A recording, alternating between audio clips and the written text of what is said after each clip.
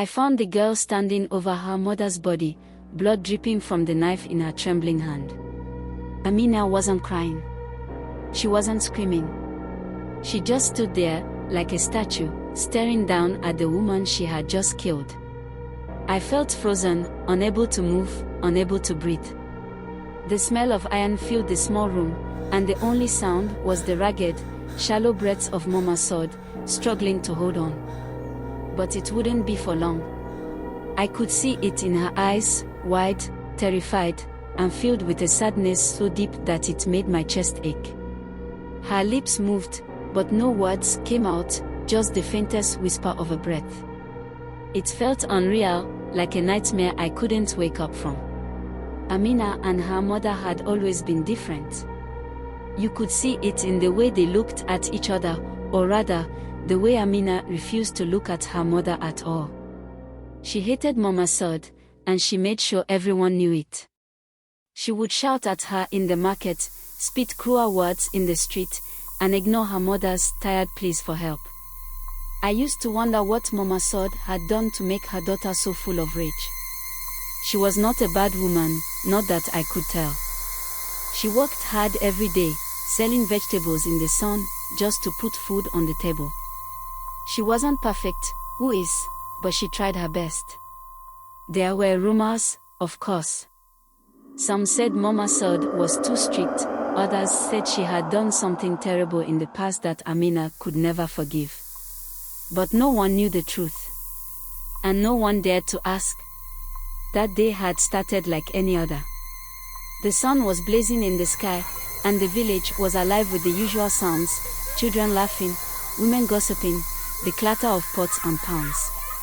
I was on my way back from the stream, carrying a pot of water on my head, when I heard it. A scream. It wasn't the kind of scream that comes from a snake bite or a sudden scare. It was deep and raw, filled with something I couldn't describe, pain, terror, something darker. I dropped my pot and ran toward the sound. Mama Sod's house was small, just one room with a roof that leaked when it rained. The door was wide open, swinging on its hinges. I stopped at the doorway, my heart pounding in my chest. That's when I saw them. Mama Sod was lying on the ground, clutching her stomach, blood seeping through her fingers. Her breath came in ragged gasps, her eyes wide and unfocused. Amina stood over her, the knife still in her hand, her face pale and blank, like she wasn't even there. I didn't know what to do. My feet felt like they were glued to the ground. I wanted to run, to scream for help, but I couldn't move. Amina, I whispered, my voice shaking. What have you done? She didn't look at me. She just stared down at her mother, her voice flat and empty. She wouldn't stop, she said. She wouldn't leave me alone. I didn't understand. What are you talking about? Her eyes flicked to me for the first time, and I saw something there, something hollow. You don't know what it's like, she said. To live every day in a prison. I wanted to ask her what she meant, but I couldn't find the words. Instead, I knelt beside Mama Sod, pressing my hands over the wound, trying to stop the bleeding. Her blood was warm and sticky, and it soaked through my fingers. Help is coming, I told her, even though I knew it wasn't true. Just hold on. She reached up, her hand trembling, and touched my face. Her lips moved, and this time, I heard her. I loved her, she whispered. And then she was gone. The elders came soon after. Someone must have heard the scream and called for help. They found Amina sitting on the floor beside her mother's body, the knife still in her hand.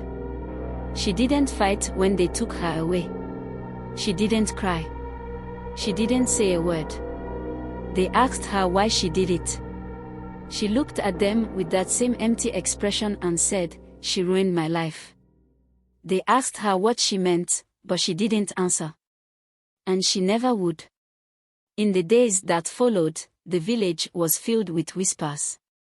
Some said Mama Sod had been too hard on her daughter, that she had driven Amina to madness with her harsh words and heavy hand. Others said Amina had always been cruel, that she was born with a heart full of hate. But I remember the way Mama Sod looked at her daughter, even as she lay dying. She didn't look at her with anger. She looked at her with love. And that's the part I never understand. How can love and hate live so close together? How can a heart be so full of both? Amina never came back to the village. The elders said she was taken away to a place far from here, a place where they put people who do terrible things. But sometimes, late at night, I think about her. I think about the last words she said to me, standing over her mother's body. She wouldn't leave me alone.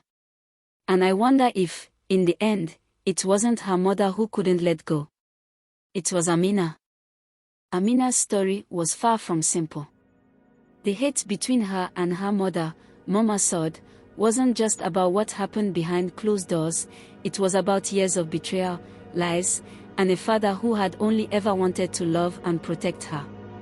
And in the end, it was Mama Sod's actions that drove the final nail into a coffin of resentment, an unforgivable betrayal that Amina could never recover from. Amina's father, Sonny, was the kind of man who could work himself to the bone for his family and still find the energy to love them deeply. He was a strong, proud man who never asked for much. He wasn't rich, but he made sure that there was always food on the table. He worked long hours in the fields, sometimes for days at a time, and when he wasn't working there, he would take up other jobs in the village, fixing fences, cutting firewood, anything to provide for his family. He loved Mama Sod with everything he had. Even when times were hard, when his hands were rough from work and his body tired, he still found a way to show his love for her. He would bring home flowers he found on his way back from the market, little tokens of affection that made Mama Sod smile. He was a good man, and to Amina, he was the one constant in her life, the one person who would never let her down. But there was one thing Amina didn't know, not at first. Mama Sod wasn't as faithful as her father was. Mama Sod had always been a beautiful woman, with soft brown skin and eyes that glowed when she smiled. She caught the eye of many men in the village, but for a long time, Sonny was the one who held her heart, or so he thought. He didn't know that his wife had been sneaking around behind his back for years, meeting with men from other villages, betraying the man who loved her in ways he couldn't even imagine. It started slowly, just whispers and stolen glances, until it became an affair that Mama Sod couldn't hide anymore. She had many reasons for what she did, but none of them mattered to Sonny. She had broken the one thing he valued more than anything, his trust. The truth came out one evening, during the dry season, when the air was thick with the smell of dust and smoke from the burning of the fields.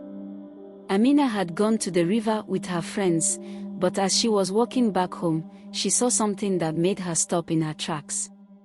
From a distance, she spotted her mother, her body bent over as she whispered into the ear of a man, a stranger who looked nothing like the men who came by their house. His face was unfamiliar, his clothes were fine, and he carried himself with an air of arrogance. Amina's heart sank when she realized who he was.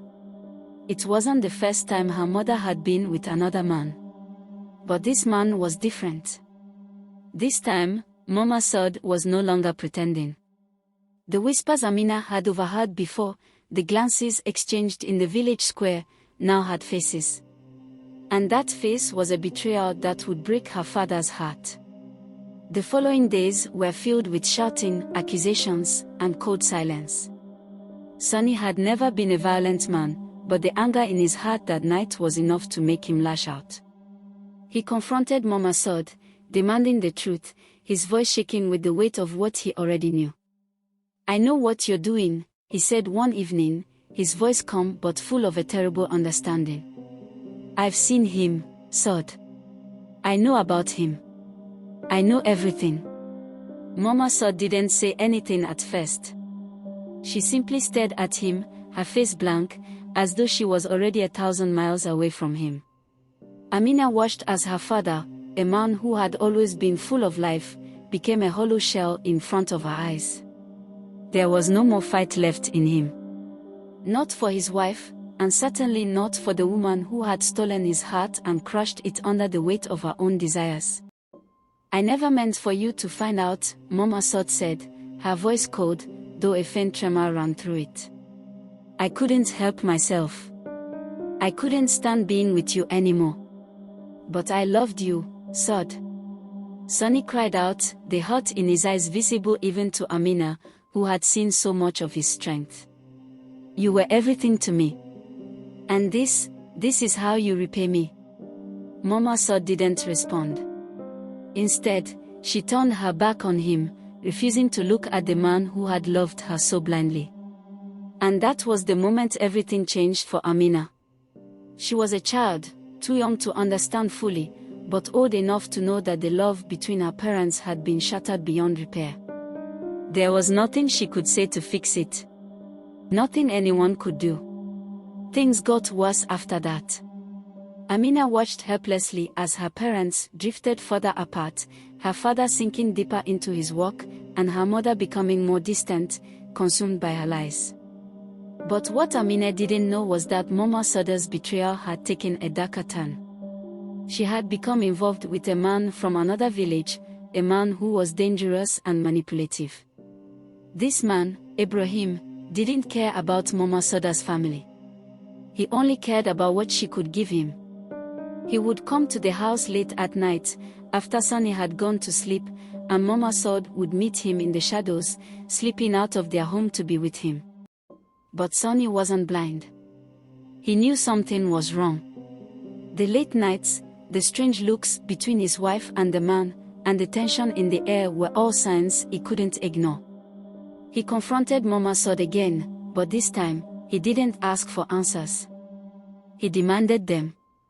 "I know about Ibrahim, Sod," he said in a voice so low it sounded like a warning. "I've seen him with you. I know you've been meeting him. You can't lie to me anymore." Mama Sod was silent. There were no apologies, no words of regret, only a coldness that chilled Sonny to his bones. And in that moment, something inside him broke. It wasn't just the affair anymore. It was everything, the years of working, of providing, of loving her unconditionally, while she betrayed him in ways that went deeper than just physical infidelity. She had taken his heart and crushed it beneath her feet. The final night came quietly, like a storm that had been brewing for years. Sonny had come home late from the market, exhausted from a long day's work. He entered the house, calling for his wife, but she didn't answer. The house was silent. Too silent. When he found her, she was standing in the kitchen, a knife in her hand. She was calm, too calm. Her face was pale, her eyes distant, as though she had already made up her mind. "Sonny," she said softly, as if it were just another ordinary night, "you've always known. You just never wanted to see it." Sonny looked at her, his heart heavy with 1,000 unspoken words. "Why, Sod? Why didn't you just leave me? Why hurt me this way?" Her eyes were cold. "I couldn't leave you. You were always there, always so predictable. But I couldn't stay anymore either. You're a good man, Sonny, but you never saw me. You never saw what I needed. I couldn't live in this lie any longer." With those words, Mama Sod did the unthinkable. In one swift motion, she turned the knife on him, stabbing him in the chest. Sonny gasped, his eyes wide with shock, as he crumpled to the ground. Amina didn't see the act, but she heard it. She heard her father's final cry and then the eerie silence that followed. She knew, deep down, that the night had come, the night she had feared, the night her mother had finally crossed the line. When she entered the kitchen, she saw the blood, saw the lifeless body of her father lying on the floor. And she saw Mama Sod, standing above him, as though nothing had changed. Amina couldn't process it. She couldn't comprehend how the woman who had given her life, the woman she had once loved, could do something so monstrous. It was in that moment that the hatred was born. The deep, all-consuming rage that would drive Amina to do what she did years later. Her mother's betrayal was something that could never be forgiven. And for Amina, that night, the night she lost her father and saw her mother's soul turn cold, was the night her world shattered. Don't forget to like this video, subscribe to the channel, and follow for part 2.